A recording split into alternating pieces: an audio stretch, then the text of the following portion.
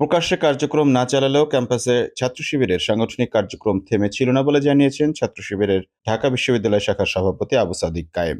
তিনি বলেন, আমরা আগে থেকেই ছিলাম। ফ্যাসিস্ট আওয়ামী লীগ সরকারের এত জুলুম নির্যাতনের পরও আমরা শেষ হয়ে যাইনি।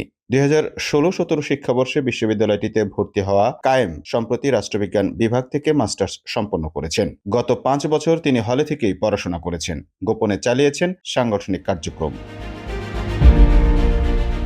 কায়েম বলেন, শেখ হাসিনা ক্ষমতায় থাকা অবস্থায় ছাত্রলীগ ক্যাম্পাসে আমাদের নেতাকর্মীদের উপর নির্যাতন চালিয়ে যেভাবে ভয়ের সংস্কৃতি গড়ে তুলেছিল, সেটির কারণেই আমরা এতদিন প্রকাশ্যে আসতে পারিনি। কোটা সংস্কার আন্দোলন শুরুর আগে খাগড়াছড়ির বাসিন্দা কায়েমকে ক্যাম্পাসে অনেকে চিনতেন পার্বত্য চট্টগ্রাম ছাত্র সংসদের সাবেক সভাপতি এবং হিল সোসাইটির প্রতিষ্ঠাতা হিসেবে। তবে তিনি স্কুল জীবন থেকেই ছাত্র শিবিরের রাজনীতির সঙ্গে যুক্ত রয়েছেন বলে নিজেই জানিয়েছেন। এরপর চলতি বছরের শুরুতে ঢাকা বিশ্ববিদ্যালয় শাখার সভাপতির দায়িত্ব পান।